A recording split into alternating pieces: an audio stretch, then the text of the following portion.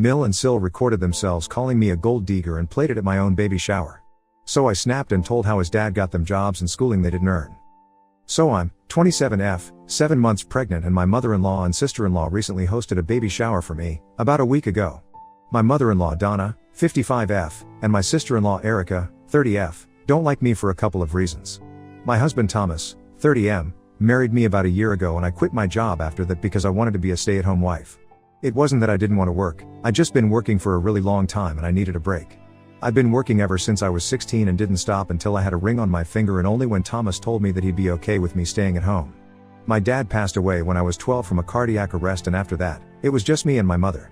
My mother was a waitress at the local diner and money was tight, so I had to start working part-time at 16 and then full-time once I was done with high school. I didn't even get to go to college, but thankfully, I worked in sales and I was decent at my job, so I was able to bring home enough income for my mother and I to get by. It was through work that I met Thomas. We hit it off at a conference and the rest is history. Unfortunately, while my life story of rags to riches might seem fascinating to most people, my mother-in-law and sister-in-law do not agree and think that I am a gold digger. Thomas was a branch manager at his firm and worked in a much higher position than me when I first met him, but that was not what drew me to him. I've never been able to explain to Donna and Erica that his bank balance had nothing to do with my love for him, and I would have married him even if he was a pauper. I knew that they would never accept me, so I didn't even try to impress them or win them over, and that just made me even more unpopular with them. In short, they didn't like me and I didn't try to make them, so we just never got along. But after I announced my pregnancy, the two of them suddenly started showing an interest in my life, and I guess that was because I was carrying Thomas' future child. Because otherwise they would avoid talking to me as much as they could and would only be civil to me out of courtesy. They started being very helpful and kind to me after the pregnancy announcement, and Thomas believed that they were finally warming up to me, but I could tell that something fishy was going on. It was just my sixth sense. I couldn't bring myself to fully trust them, but after a couple of months, when they still hadn't said or done anything cruel to me, I started to believe that maybe they were actually trying to make amends for all the digs and insults in the past, implying that I was a gold digger and I was with Thomas just for his money.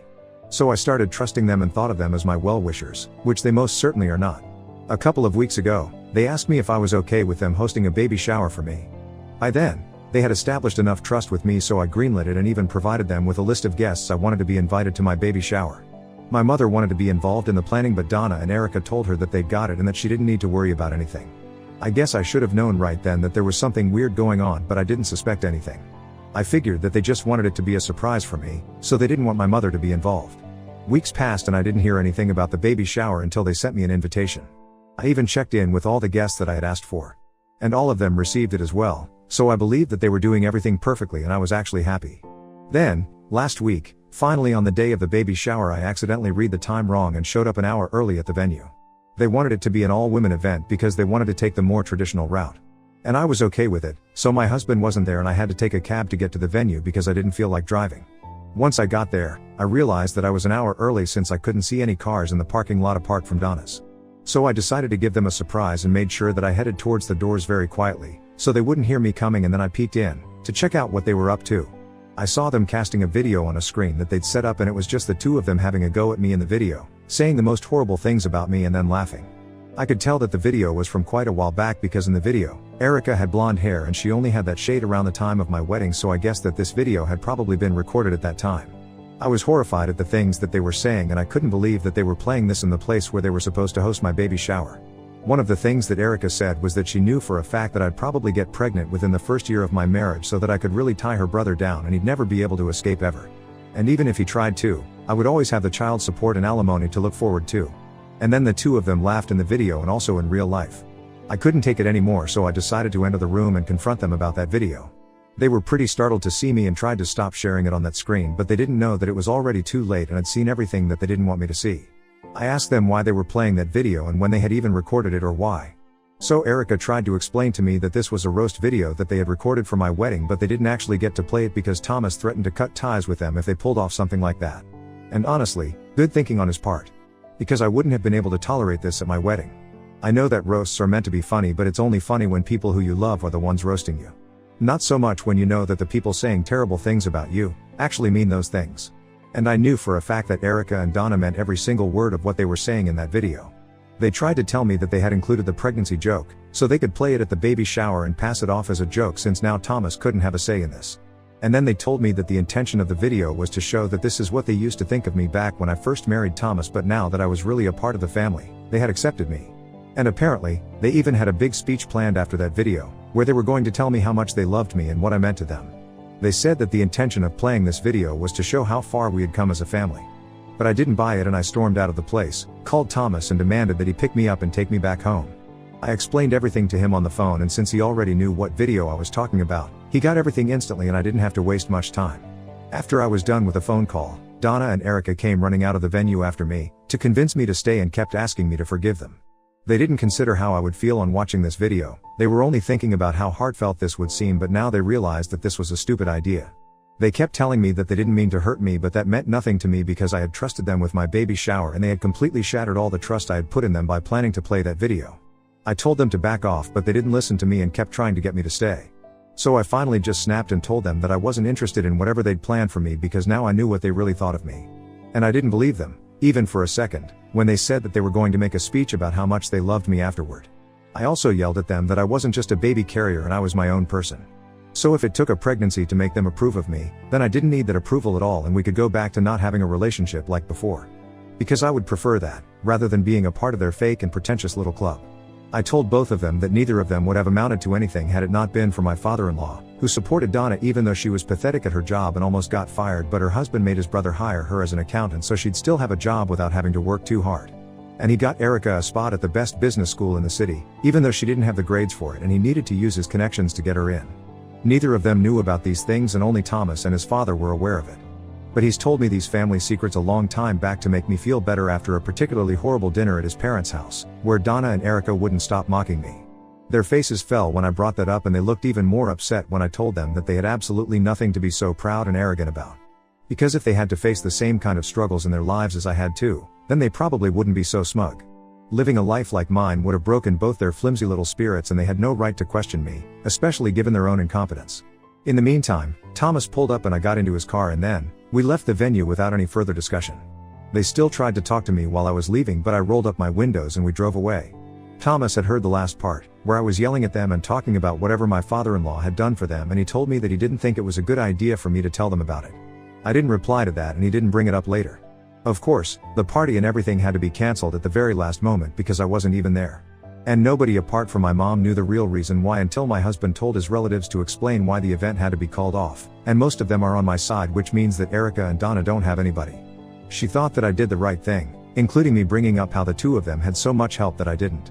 And they were judging me because they came from my place of privilege and could afford to pass judgments on someone that they knew absolutely nothing about. I didn't hear from either of them for a couple of days, and Thomas and I didn't discuss it either. He apologized to me on behalf of his family, but that was about it, and we didn't talk about it anymore because it's not like this was his fault. However, a couple of days ago, I received a letter from my father-in-law, Raymond.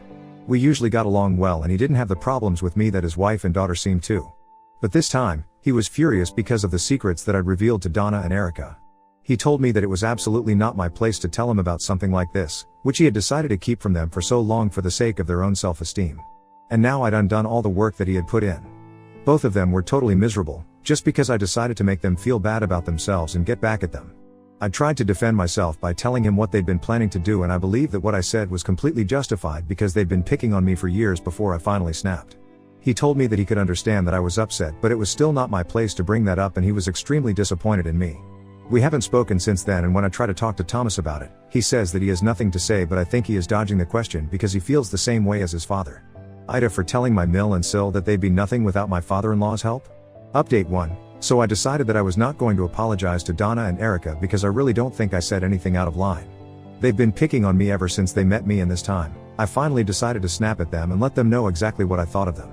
They can't always get away with everything that they say and do, just because Thomas and Raymond believe that this would make them feel bad about themselves. Over the years, there have been several instances where the two of them have ganged up against me and made me feel bad. But nobody's talking about that. So why is it such a big deal if I do the same thing to them that they've been doing to me for years? I also told Thomas about how I felt because I sensed that he agreed with his father. Now I couldn't care less about what Raymond thinks, but I need my husband to be on my side. And so far he's always maintained the peace of the family by telling me to ignore whatever his mother and sister say, but I feel like he needs to realize that I'm his wife and he needs to stand up for me. So I told him that he cannot have this diplomatic approach to things between me and them anymore because that's unfair to all of us and he needs to pick a side. I was afraid that he would disagree with me or fight with me over this, but he agreed wholeheartedly and even apologized to me for being too scared to do the right thing. He confessed that he was afraid that if he stood up for me and fought with his mom and sister, he would be ostracized from the family, and they mean a lot to him despite their behavior. So he was afraid of standing up for me. But he did realize now that he had a duty towards me as well and couldn't just always expect me to suck it up and keep ignoring every little thing that they did just because I was stronger than them. It wasn't fair to me, and he'd come to the conclusion that he was going to cut his family off now. I was touched because I know what family means to him, but I guess now it's about time that there are some real consequences to Donna and Erica's actions, because I still haven't forgiven them for whatever I saw in that video. And they haven't apologized to me or reached out to me after I left that day. Which is fine by me, because I don't want them to do that either. I don't think it will fix anything, and it will probably just piss me off even more. Some of you in the comments said that I was overreacting because it was just meant to be a roast and they were going to make it up to me by giving a heartfelt speech afterwards. But that means nothing to me. I'm sure that there are a lot better ways to show your love to a heavily pregnant woman at her baby shower than a roast video, especially when you know that they meant everything that they said and they're not just kidding. So I don't think that I am overreacting. This is the perfect reaction. I didn't even ask them to host it for me, they were the ones who offered to take over. Only to let me down in the end. I feel betrayed and hurt, and that's not going to go anywhere. Update 2. So now that it's been a week since the baby shower incident and we haven't been talking to Thomas' family, I thought that things had finally cooled down a bit. But I guess Erica isn't okay with that. I hadn't blocked anybody because I honestly just forgot that we could do that. So I got a text from her early this morning, where she started off pretty well, and apologized to me because they hadn't thought things through while preparing for the baby shower. But then she said that she wanted an apology from me for both her and Donna because she believed that what I said was out of line. I could hardly believe the audacity to ask me for an apology after what I saw that day. And especially after the way they'd been treating me for the past couple of years. They never even gave me a chance and just assumed that I was a gold digger without bothering to even get to know me. At least the things that I said about them were true. Erica said in her text that it was not my place to say things like that about them. And even if they did come from a place of privilege, it was none of my business. Which was just so ironic because they'd always made it a point to remind me where I came from, and now these were the same people saying that it was none of my business where they came from. To them, my being poor was an actual problem, and they just couldn't accept the fact that I didn't come from a financially wealthy background like they did. They felt free to criticize me for it all they wanted to, but now that they're getting a taste of their own bitter medicine, they don't like it. I treated the text as a joke because honestly, what was I even supposed to say to that? It was a ridiculously entitled and tone-deaf thing to say, which is what I expect of Erica, so I'm honestly not surprised. I know they wanted an apology, and I probably should have responded with something snarky or mean to put them in their place, but it just didn't even seem worth it. If I replied to them, that would just lead to more drama, and that's the last thing that I needed, so I ignored it. Because Thomas was right, the only thing that I could do was ignore them and hope that they would go away. It's kind of sad because I actually believed that we were becoming friends over the course of my pregnancy, but evidently, I was mistaken. These two idiots are too stupid to actually be friends with anyone apart from like-minded idiots. I haven't told Thomas about this yet because he hasn't come home from work. But as soon as he does, I'm going to fill him in and see what he has to say about Erica sending me this text. We haven't been discussing them at all ever since the last update, so I think it's been a couple of days now. And it sucks that I have to bring it up again because I know he's hurting. However, I have no choice, and I know that we have to talk about this and come to a conclusion about what we can do about it. Because when the baby comes, I don't want us to be fighting over what we need to do about his family and whether they should be allowed to have a relationship with the baby or not. We have to discuss it, and we have to talk about them now. Update 3, my last update was just a couple of hours ago, and it feels funny to be back so soon. But this is important and I need to talk about this, so here I am. Thomas and I talked about Erica and her text after dinner, once he was well rested and well fed. I asked him if he thinks they should be allowed to see the baby once we have him / her. Because at the rate things are going with his family, I don't think I want to stay in touch with them. I want to make no contact, at least until they actually come to their senses and apologize to me. He thought about it for a while and then told me that it was my call entirely. Because I was the one that they'd been disrespecting all along. So now it was up to me if I wanted them around me and the baby or not. He said that while he personally would want to stay in touch with his family and try to work things out between us to clear the air eventually, he knew that it was not his place to make that decision for me, so whatever I say, goes. I thought that it was pretty sweet of him to leave it completely up to me, and he did have a point, too. Thomas also mentioned that I was the one who was pregnant, I was the one going through so much, and so, it would be his duty to make sure that I'm well taken care of because right now, his new family is his priority. And so he left it up to me, what we should do about his family. I told him that I was going to take some time, think about it, and then let him know eventually. It's too soon for me to come to a decision right now. Update 4, I guess I made my decision. I don't think I'm going to allow Thomas' crazy family around me or my child anymore. I was willing to give them the benefit of the doubt, but now I know that they are incapable of change and I don't want my baby around them in any capacity. Thomas had a day off today and he was staying at home with me to spend some quality time, which was really lucky for me. Today, all three, Erica, Donna, and Raymond showed up at the house to have a discussion with me about my behavior. They claimed that they were here to discuss things, but it felt more like an ambush, and I was really lucky to have Thomas there. Because he nipped it in the bud and told them all to go home since I wasn't willing to speak to them. Erica was the one who was the most angry about all of this, and I could hear them all arguing on the front steps. She was telling him that the only reason that they'd ever doubted me and my intentions was because they were looking out for him. Since I didn't come from a financially stable background, they didn't want him to get stuck with a gold digger, which is why they'd been giving me such a hard time. I was furious and almost went to the porch to argue with them myself, but Thomas handled it pretty well and tore them a new one. He called them a lot of names that I don't want to repeat here, told them off, and even informed them that when the baby was here, they wouldn't be allowed to see any of us. Because they were disrespectful and were blatantly crossing all boundaries possible. After a couple of minutes, Raymond intervened and told Thomas that he was cutting him out of the family until he came to his senses and divorced me because I was apparently leading him away from them, and then they left. Thomas seemed relieved when he came back to me, and we spent the rest of the afternoon just talking and making fun of everybody behind their backs. So I'd say that this was a great day, and I'm pretty content with how things turned out.